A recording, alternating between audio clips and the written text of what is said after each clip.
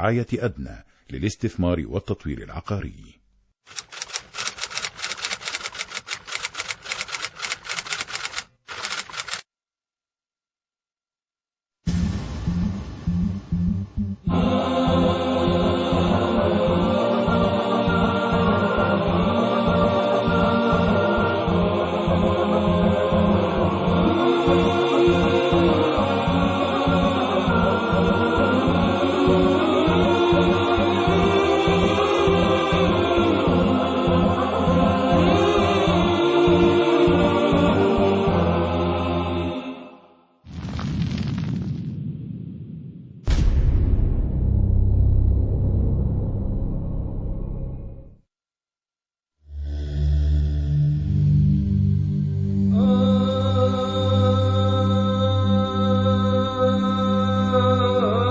طائفة ضد امرأة.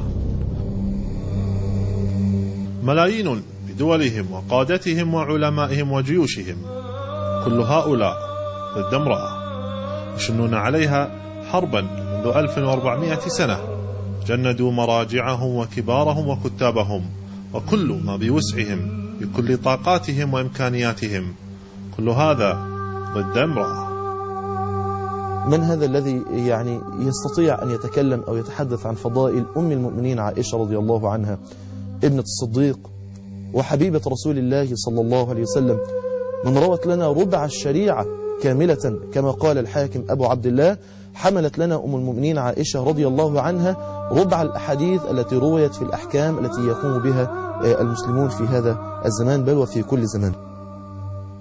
نعم، امرأة بأبيه وأمه، إنها الصديقة بنت الصديق، الطاهرة المبرأة من فوق 7 سماوات، أم المؤمنين، زوج وعرض وشرف رسول الله صلى الله عليه وآله وصحبه وسلم، السيدة عائشة رضي الله عنها. هي أمي وأمك وأم المؤمنين على مستوى العالم الإسلامي، فمن منا يمكن أن يقبل، لا مش ممكن يقبل، أن يفكر ولو للحظة ولو لجزء من الفيمتو ثانية أن يتحدث ببنت شفا عن السيدة عائشة، مش إلا بخير، إلا بالخير. أعلنوا الحرب على زوج النبي عليه الصلاة والسلام وأعدوا لها عدتهم، أمر قادتهم كل من هو تحت سيطرتهم بشن حرب قذرة على عرض النبي عليه الصلاة والسلام، جيشوا جيوشهم وصفوا صفوفهم ليخوضوا حسب تعاليمهم المقدسة حربا شرسة ضد حبيبة رسول الله صلى الله عليه وآله وصحبه وسلم، حرب بالمفهوم الأيديولوجي للفكر الدخيل، يعتبرونها عبادة تقربهم إلى الله لأنهم سبوا زوج رسول الله.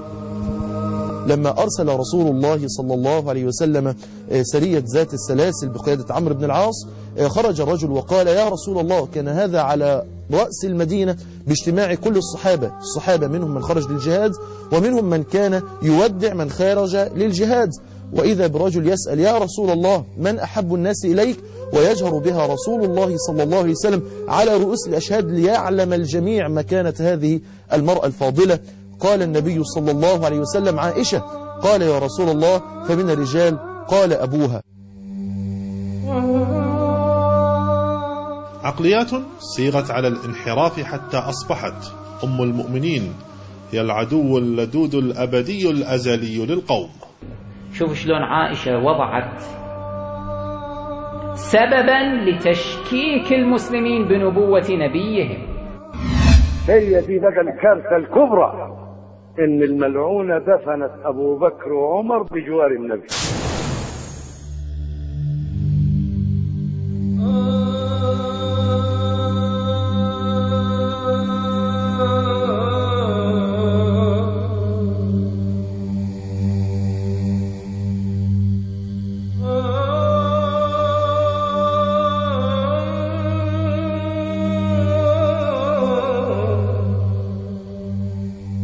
أيعقل أن أتعبد بسب أمي؟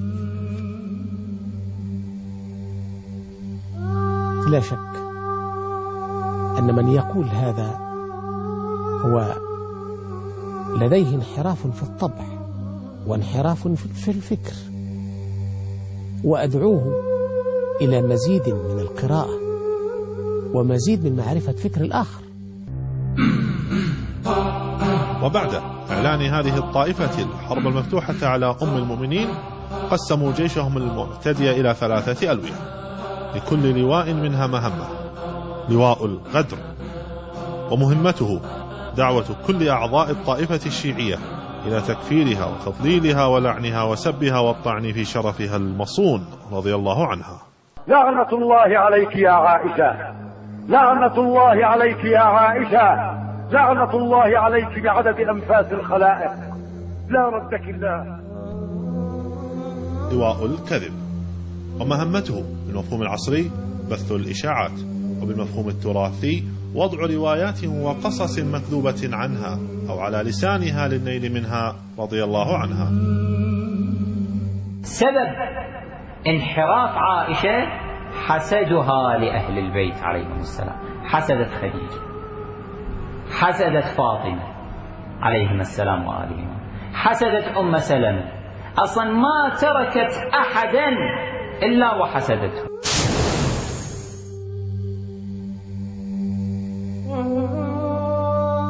لواء يظهر احترامه وتقديره لها تقية، لأنه يظهر لك عكس ما يبطن. ومع هذا الاحترام الظاهري فقط تجده يغمز ويلمز في أحداث جرت، يراها هو وحسب قلبه المريض بسرطان البغض والحقد على كل رمز إسلامي يراها مذمة ومنقصة. شددوا القضية عليه. الإمام سلام الله عليه شاف دول مو ناس أهل عقل ولا ناس أهل منطق، فكون يسوي له فتلك يعرف شلون يتخلص منه. قال زين النساء تردون تأسروهن مو وبعدين أنت تزوجوهن، ما شاء الله زين، فإذا أقرعوا لي على أم المؤمنين عائشة، خلي نشوف من ياخذها. قال لا لا لا لا نعوذ بالله، زوجة النبي أم المؤمنين. شنو الفرق؟ ذيك المرأة المسكينة القاعدة في بيتها ما سوت لا فتنة لا حركة ضد الإمام ولا مشكلة. هذه بسبب حركة من المدينة وجت لهنا وجمعت الجيوش وجمعت الجماعة وحرضتهم وحركتهم و13,000 نفر انقتل على حسابها. أماه يا أماه لا تحزني، عرضي وعرض أبي وكل الأقربين. أماه يا أماه لا تحزني، عرضي وعرض أبي وكل الأقربين. جعلت فداك فأنت عنوان التقى والطهر والإيمان والعقل الرزين. ولقد رماك المرجفون بفرية تنبيك عن غدر وعن حقد دفين. أم المؤمنين عائشة التي قال النبي صلى الله عليه وسلم فيها كما روى الحاكم في مستدركه بإسناد صحيح أن النبي صلى الله عليه وسلم قال لها: يا عائشة أما ترضين أن تكوني زوجتي في الدنيا والآخرة؟ أما ترضين أن تكوني زوجتي في الدنيا والآخرة؟ فقالت: بلى يا رسول الله. فقال النبي صلى الله عليه وسلم: أنت زوجتي في الدنيا والآخرة. وهذا يعني سبحان الله بيمثل صاعقة تنزل من فم رسول الله صلى الله عليه وسلم على هؤلاء الروافض الذين يطعنون في عرض أم المؤمنين عائشة رضي الله عنها. كيف ينالون منها وهي أم المؤمنين كلهم؟ فالأمة الإسلامية كلها تفديها بالدم وتتقرب إلى الله بالدفاع عنها ضد الفكر الدخيل. هذه التي تربت في بيت النبي صلى الله عليه وسلم منذ صغرها، وتربت قبل ذلك في بيت الصديق اللي هو أفضل الأمة، وكانت ذكية وكانت أحب النساء إلى قلب رسول الله صلى الله عليه وسلم.